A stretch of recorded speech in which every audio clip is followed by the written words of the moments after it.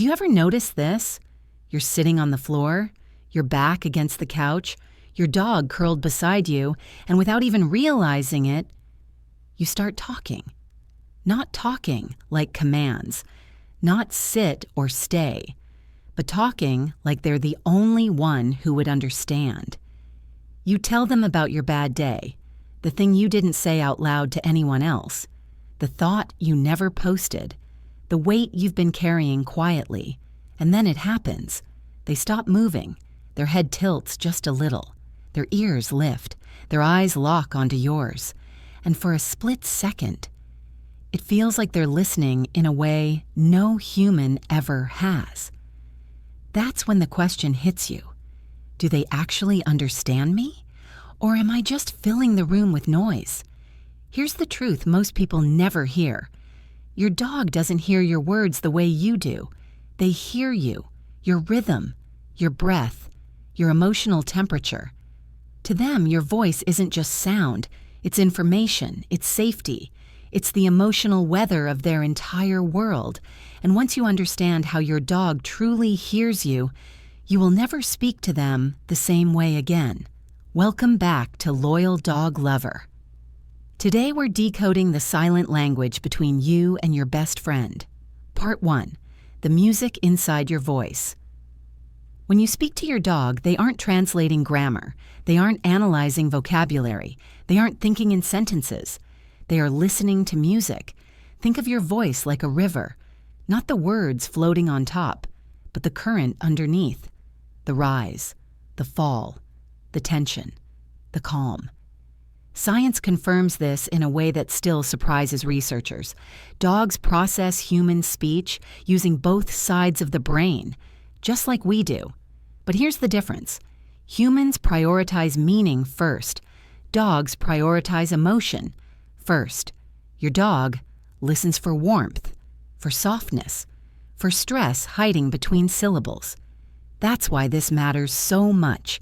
You can say, "good boy," 1,000 times, but only the ones said with genuine warmth land.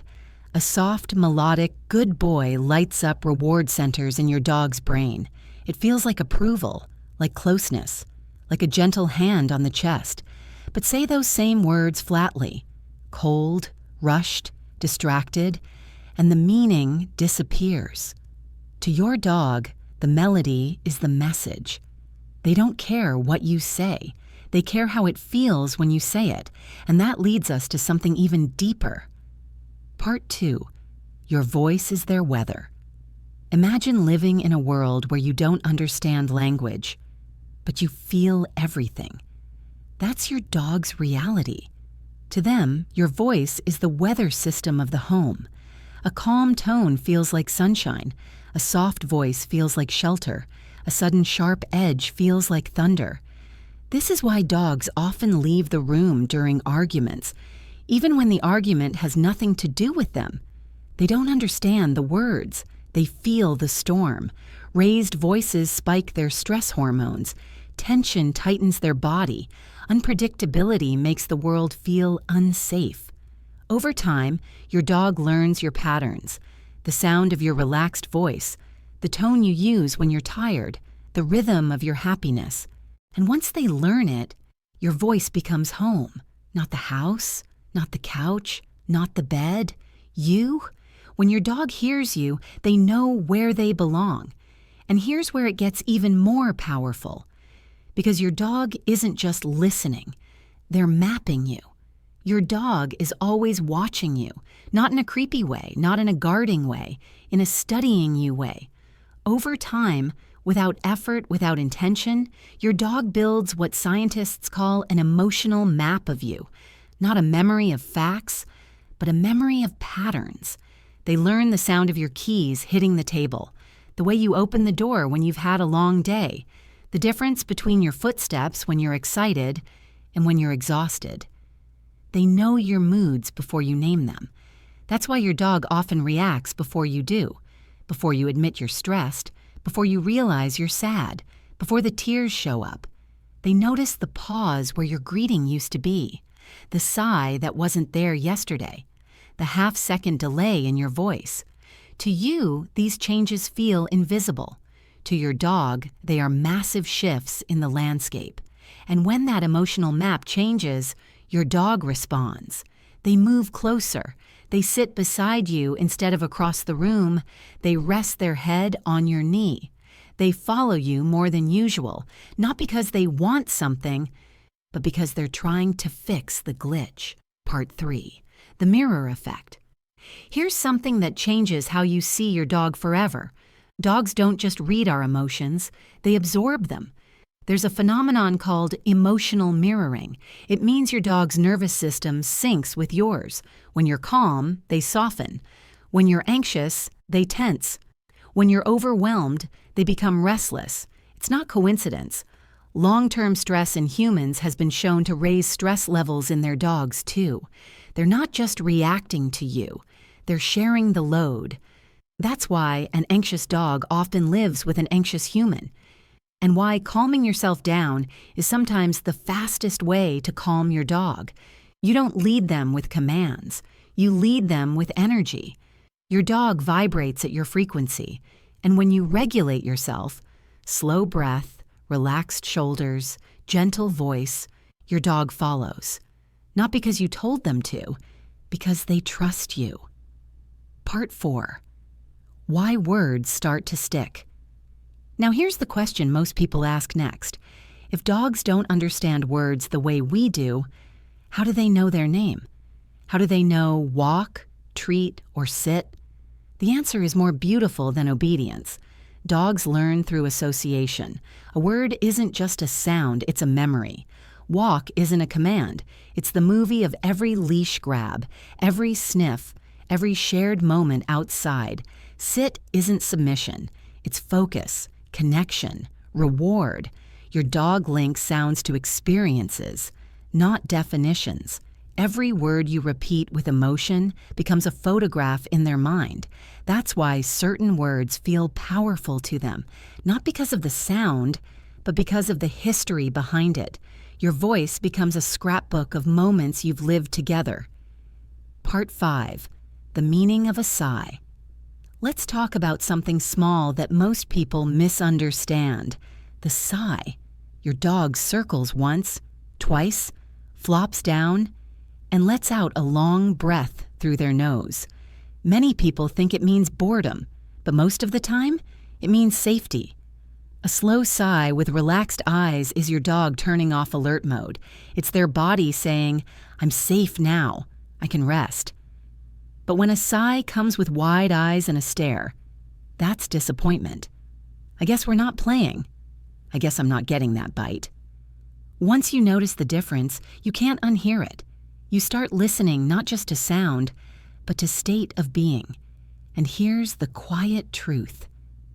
Your dog has been answering you this whole time, just not with words.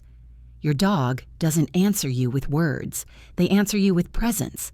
A gentle lean against your leg, a head resting on your foot, a quiet paw placed on your arm.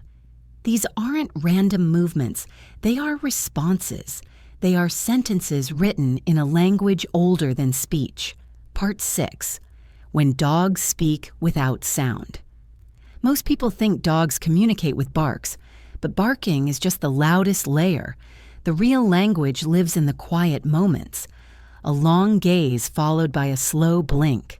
A soft body that curves toward you instead of away. A weight shift that brings them closer, but not demanding. These are not accidents. They are deliberate, emotional signals. Science has shown that when a dog looks into your eyes, not a hard stare, but a soft, lingering gaze, something remarkable happens. Both of your bodies release oxytocin, the same hormone that bonds mothers to infants. That means your dog's quiet stare isn't just affection, it's chemistry. It's a biological conversation that says, "You are safe. You are mine. We belong together." Dogs don't talk back. They tune in. Part 7. They know what you never say out loud. There are moments your dog understands you before you do. You walk through the door trying to hold it together. You tell yourself you're fine. You don't say a word. but your dog already knows. They hear it in the way your voice drops half a note. They see it in your shoulders sinking. And most impressively, they smell it. Stress changes your scent, your breath, your skin, your sweat. Dogs can detect those changes with astonishing accuracy. That's why they sit closer when you're grieving, why they follow you when you're overwhelmed, why they don't try to fix it. They just stay.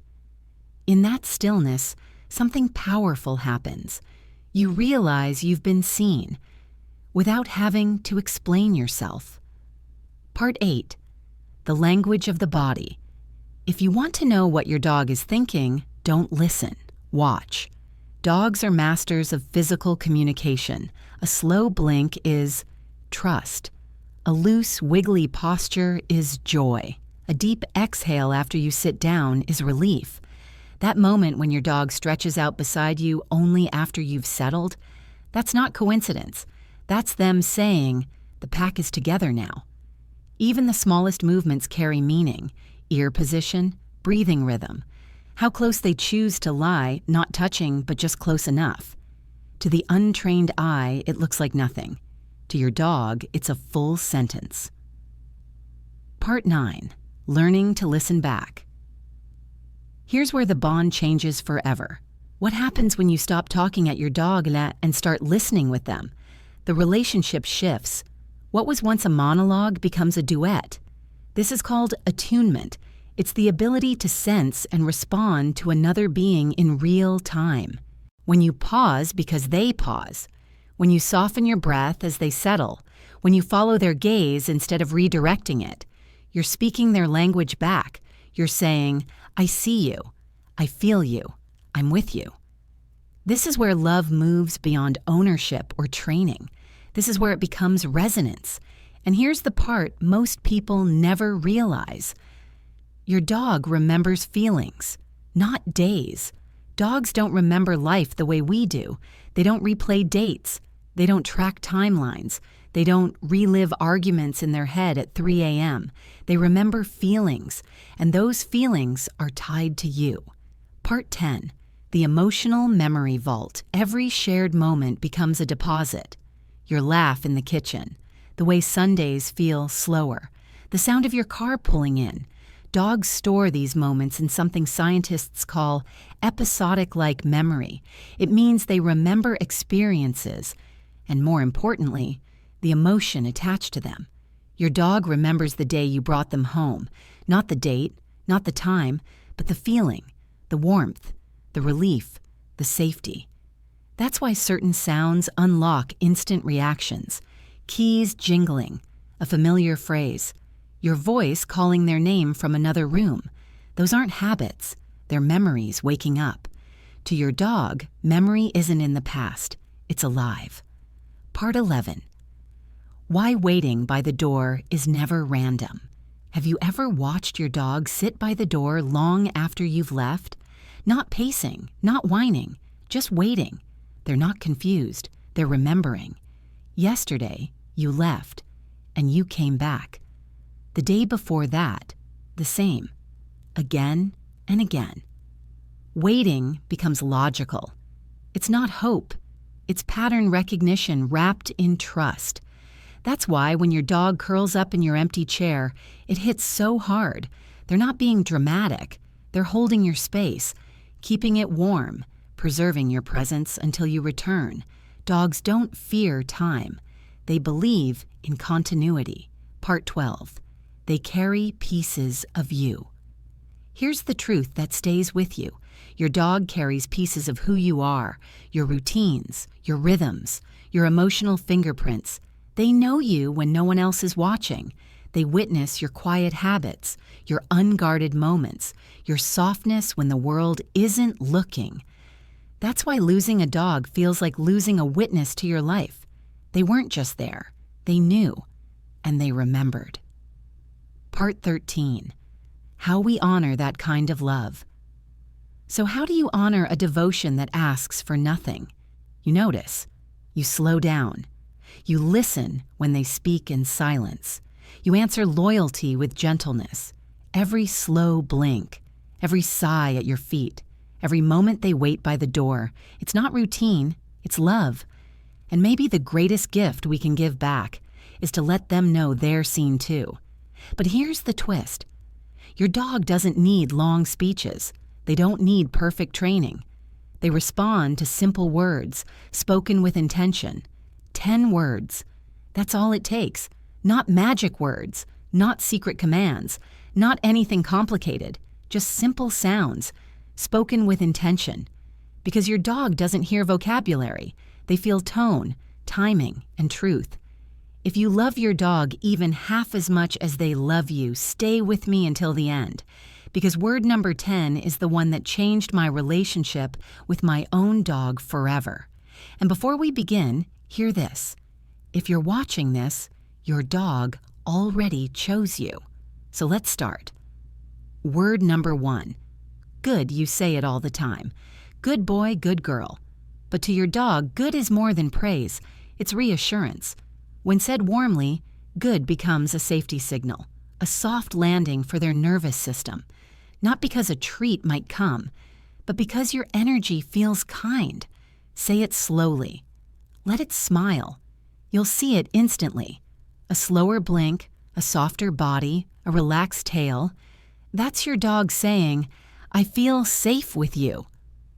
Word number 2. Come. To humans, it sounds like a command. To dogs, it can become an invitation. When spoken gently, not sharp, not frustrated, come means join me. Dogs don't resist commands. They resist pressure. Say come the same way you say their name when you miss them. Open space instead of pulling. If your dog even leans toward you, that's trust. That's love in motion. Word number 3, son here. This one seems small, almost forgettable. But here, spoken softly, is grounding. It doesn't mean move now. It means I'm with you. Dogs can locate safety through sound alone. Your voice becomes a map. When your dog is scared, thunder, strangers, fireworks, sit nearby, lower yourself, breathe slowly, and say, here. Not chasing, not grabbing, just present. Often they'll come on their own, because here doesn't demand, it welcomes. Word number 4. Okay. This word is powerful, not because of meaning, but because of release. Dogs constantly ask one question. Are we safe right now? Okay, said softly, answers that question. When your dog freezes after knocking something over, when they're unsure, when tension fills the room, it's okay. Watch their shoulders drop. Watch the breath return. Okay tells them the storm has passed. And sometimes, it reminds you too. Word number 5. Wait. We usually use this word with tension, but whispered. Wait becomes stillness, a shared pause, a breath together. When you say it gently, you're not restricting them. You're inviting them into calm. Look at them. Smile. Turn waiting into connection, not control. They learn something important. Stillness is safe. We're halfway through, and the next word changes everything about trust. We're past commands now. These next words shape how safe your dog feels in the world, even when you're not right beside them. Word number 6. Stay. Most dogs learn stay with tension, a raised hand, a firm voice, a moment that feels like separation. But emotionally, stay doesn't have to mean I'm leaving. It can mean I will return. For dogs who struggle with separation anxiety, this matters deeply. Say, stay with a smile. Say it when you're only stepping away for a moment. Go to the kitchen. Come back. Over and over. You're building a contract. You stay, and I always come back. Eventually, stay stops being scary. It becomes security. Word number 7. Home. To humans, home is a place. To dogs, home is belonging. When you say, let's go home with relief in your voice, your dog hears comfort. Food, rest, safety. Even in unfamiliar places, the word home can settle a nervous dog. Lay down a blanket, touch it, say, this is home. Because to your dog, home isn't walls, it's you. Word number 8. Yes. This word is pure joy. It's the sound of winning. Dogs want to make you happy. More than food, more than toys. When you say yes brightly, their brain releases dopamine. It tells them, you did something right. You are enough. Use it for being, not just doing. Sleeping cutely? Yes. Checking in with you? Yes. Just existing near you? Yes. Yes tells your dog their presence is a gift. Now we enter the deepest layer. The words that don't just train, they bond. These next words don't shape behavior. They shape bond. They speak directly to the part of your dog that doesn't think, only feels. Word number 9. Love. This word carries weight. Not because your dog understands the definition, but because they understand the vibration. When you say love, softly, slowly, gently stretched out, your dog hears something ancient, that baby talk rhythm, that calm rise and fall. Dogs respond deeply to it, not because it's childish, but because it's safe. Try this tonight. Sit beside your dog, wait until they glance your way, then say softly, love. Not loud, not rushed. Let it linger in the air. You might see a slow blink, a single tail thump, a heavier lean against your side. That's not coincidence. That's resonance. That's resonance. Over time, love becomes part of your shared ritual. Before sleep, after a walk, in quiet moments when nothing else needs to be said. Dogs don't need grand gestures. They remember tone, consistency, and stillness. And the quieter you say, love, the more deeply it lands. Word number 10, their name. This is the most important word of all, not because it's special on its own, but because of everything attached to it. From the first day you brought them home. Every treat, every walk, every comfort, every bedtime whisper. It all started with their name. Science confirms this. Dogs recognize their own names even when spoken by strangers. They don't just know the sound, they know what follows it. So when you say their name kindly, softly, warmly, their brain lights up with trust. But here's what most people miss. If a name is only used in frustration, Max, stop! Luna, no! It becomes tense. But when their name is spoken like an invitation, it becomes a bridge. Try this. Say your dog's name once normally. Pause. Then say it again, just a little softer. Watch the shift. Ears relax. Eyes search for yours. Body softens. That's not obedience, that's belonging. Because to your dog, their name isn't a label. It's the sound of your love calling them home. Let's take a breath together. Good. Come. Here. Okay, wait, stay, home, yes, love. Their name. 10 simple words. Spoken gently, they become a language. A way to say, you are safe. You belong.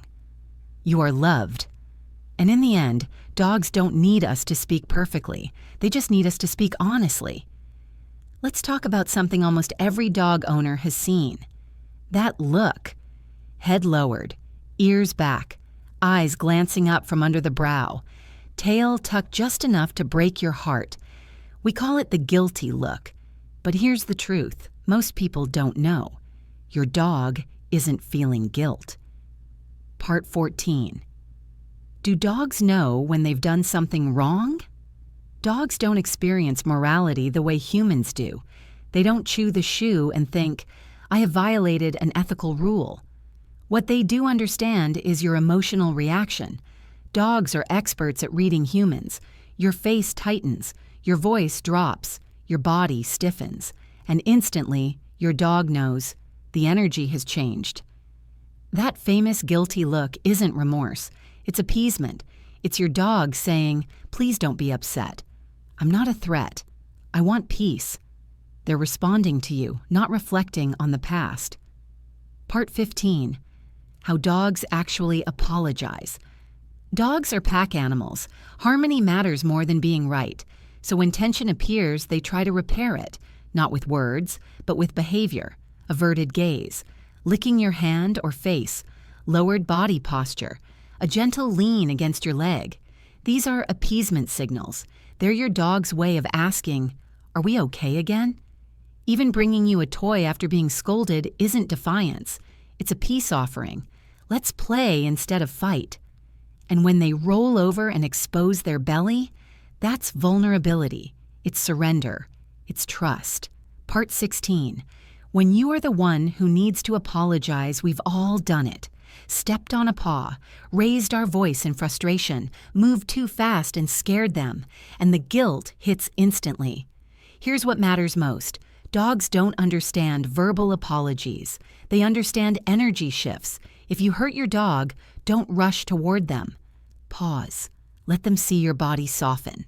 Lower yourself. Slow your breathing. Use a gentle, affectionate tone. Offer space, not pressure. When they come to you, that's forgiveness happening in real time. Dogs live in the present. They forgive accidents easily. But patterns teach fear. Part 17. What breaks trust and what heals it? Punishing a dog long after the event doesn't teach them. It only teaches unpredictability, yelling, fear-based training, ignoring warning signals like growling. These don't build respect. They build anxiety. Trust is rebuilt through consistency, through calm routines, through positive reinforcement, through simply being present. Playing releases oxytocin in both of you. So does grooming. So does walking together without rushing. Dogs don't want dominance. They want connection. And that brings us to the end, to the part that ties everything together. At the end of the day, dogs don't understand long explanations. They don't replay arguments. They don't keep score. They understand safety. They understand tone. They understand how you make them feel. When your dog leans into you after a hard moment, when they offer a paw, when they sigh and settle beside you, that's forgiveness. That's trust being restored. Dogs don't need us to be perfect. They need us to be present, to soften our voices, to slow our movements, to notice when they speak without sound. Because every single day, your dog chooses you, not because you feed them, not because you walk them, but because you are their person. There will come a day when the house feels quieter, when the routines change, when the witness to your life is no longer sitting at your feet. And that's when you realize something powerful. Your dog didn't just walk beside you through life. They held pieces of you, your habits, your moods, your unspoken moments. They remembered you in ways no one else ever could. And maybe that's why loving a dog feels so deep, because it's unconditional, wordless, and honest. So tonight, say their name a little softer. Whisper love when they curl up beside you. Say okay when the world feels loud. Because to your dog, that's the conversation they've been waiting for. If this video touched your heart, I want you to do something special. Go to the comments right now, type your dog's name, and tell us one small thing they do that makes you feel understood. Let's turn the comments into a wall of love, a tribute to the silent listeners who carry our hearts every single day. If you're watching this with your dog nearby, give them a gentle scratch from me. And if you're part of the loyal dog lover family, like this video, share it with someone who loves their dog like family. Subscribe for more stories that honor the bond we share with them. Because here, we don't just talk about dogs, we listen to them. Thank you for watching, and thank you for loving them the way they deserve.